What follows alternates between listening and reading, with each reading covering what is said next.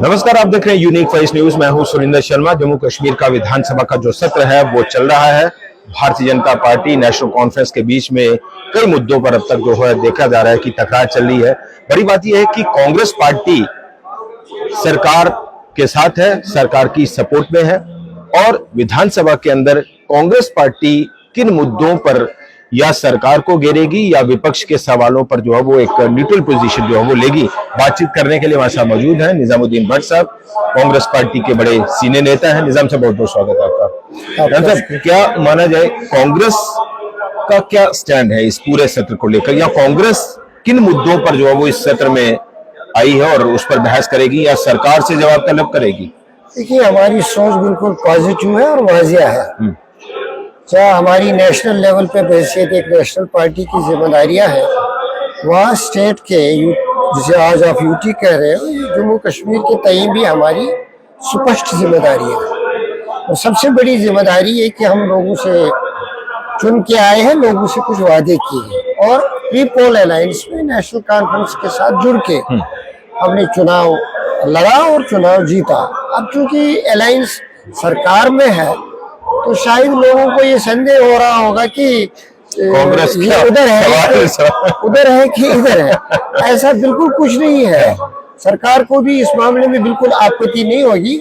हमारा role hostile नहीं होगा। अच्छा, लेकिन सजेस्टिव जरूर रहेगा। जहाँ हम कमजोरियां देखेंगे सजेस्टिव जरूर रहेगा, कोऑपरेटिव रोल रहेगा। चूंकि सरकार में है, एम्पावरमेंट और एफिशिएंसी के लिए आप सरकार में है, अब सरकार से ही कैसे अपने सवालों का जवाब लेंगे? या 4 महीनों में सरकार डिलीवर कर पाई नहीं कर पाई, वो सवाल कैसे पूछेंगे? हाउस में सरकार थोड़ी ही रहती है। हाउस में रिप्रेजेंटेटिव कैरेक्टर एक होता है जहाँ अकाउंटेबिलिटी का एक ये बड़ा प्लेटफॉर्म है। उस अकाउंटेबिलिटी में जहाँ हॉस्टिलिटी को कम किया जाता है, वहाँ जो सुझाव होते हैं मिलजुल के जो कलेक्टिव थिंकिंग बनती है उसकी, उसी को सामने लाया जाता है। पार्टी के तो कुछ कलेक्टिव इश्यूज होंगे ना, एक बड़े मुद्दे होंगे पार्टी के, कश्मीर को लेकर कॉमन इश्यूज है। या स्टेटहुड पर पहला कॉमन इशू है स्टेटहुड, रिस्टोरेशन ऑफ स्टेटहुड। ये इसलिए नहीं है कि ये नेशनल कॉन्फ्रेंस का भी वादा है, ये इसलिए है कि सुप्रीम कोर्ट की ऑब्जर्वेशन है, ये इसलिए है कि एक कॉन्स्टिट्यूशनल मुद्दा है। यही एक रियासत है जिसको आपने यूटी बनाया लेकिन स्टेट इन लिम्बो रखा। ये वादा देगी कि स्टेट वापस मिलेगी। किसी यूटी के बारे में ये वादा नहीं है। ये एलिगेशन नहीं है, ये एलिगेशन लग रहा है। इंटरप्रिटेशन है कॉन्स्टिट्यूशन की। अब जब आईन हिंद को देखोगे, संविधान को देखोगे, संविधान में यूटीज का जो प्रोविजन है उसमें जम्मू कश्मीर एक एनोमली है। एक एनोमली है इसलिए कि जहां जहां यूटीज थी या बनाई गई उनके बारे में कभी ये वादा नहीं दिया जाएगा we will give you the legislature. ये कहा जा रहा है, ये कहा जा रहा है ये वाहिद स्टेट है चूंकि। और दूसरा जो अंतर है बाकी जगह, वहां अगर यूटी कोई बनी तो म्यूनिसिपैलिटी से एलिवेट होके बन गई। यहाँ अगर यूटी बनाने जा रहे थे वो तो एक स्टेट को डेनिग्रेट करके, यहाँ प्रॉमिस की डेनिग्रेशन नहीं, ये एक टेम्परेरी अरेंजमेंट। ये कहा जा रहा है कि जो उमर अब्दुल्ला है वो असर्ट नहीं कर रहे, वो अपनी पावर्स प्रोटोकॉल पर असर्ट नहीं कर रहे, वो जम्मू कश्मीर की स्टेटहुड को लेकर केंद्र से बात नहीं कर रहे, दबाव नहीं बना रहे। ये चीजें कही जा रही है। कांग्रेस ने ऐसा नहीं कहा, कांग्रेस ने ऐसा नहीं कहा। आपको लग रहा है बतौर कांग्रेस पार्टी है, बड़े सीनियर नेता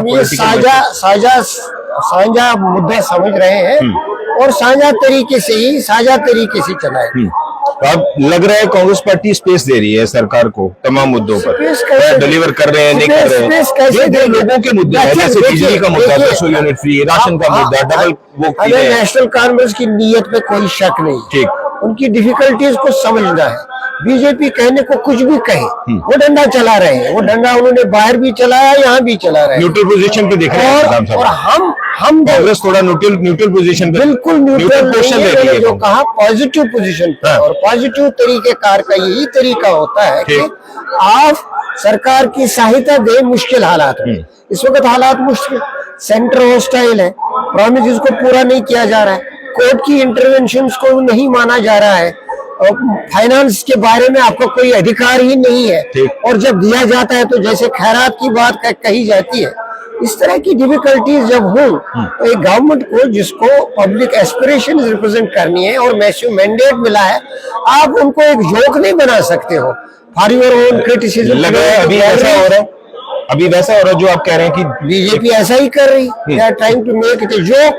अपने प्रोमिसेस का भी जिक्र नहीं कर रहे कि हाँ जी मोदी जी ने वादा किया और पूरा होगा। तो ये जो ड्यूअल पावर वाली बात कही जा रही है, किस बीजेपी के सदस्य ने ये जो बात कही जा रही है कि भाई ड्यूअल पावर, सीएम साहब जो है वो बार बार ड्यूअल पावर की बात कर रहे हैं, तो उस कंडीशन में सरकार, अरे ऑर्गेनाइजेशन एक्ट तो है, लग रहा है इज ड्यूअल पावर सेंटर और वो एसर्ट कर रहा है अपने पावर्स और इनको अपने पावर्स एसर्ट करने नहीं दे रहा है। राजभवन तो एसर्ट कर रहा है, या तो पूरी ब्यूरोक्रेसी गवर्नमेंट ऑफ इंडिया के मातहत है, जहां से वहां से जो अधिकार आएगा, हुक्म आएगा, उसी के मुताबिक चलाते हैं। चीफ मिनिस्टर को वो एक समझते हैं खिलौना है जो 1,40,00,000 लोगों की एस्पिरेशंस को रिप्रेजेंट कर रहा है। एक डेमोक्रेटिक कंट्री का एक हिस्सा है, बलिदान दिए हैं, कुर्बानियां दी है और लोगों से वादे करके आए हैं, संविधान में उनको एक जगह दी थी, उनके साथ खिलवाड़ करेंगे, कैसे हो सकता है। चलिए, बहुत बहुत शुक्रिया निजाम साहब। ये थे कांग्रेस पार्टी के सीनियर नेता निजामुद्दीन भट्ट। कांग्रेस पार्टी का क्या पोस्चर, क्या लाइन ऑफ एक्शन है इस पूरे असेंबली सेशन को लेकर, उस पर बात कर रहे थे। फिलहाल इतना ही, नमस्कार।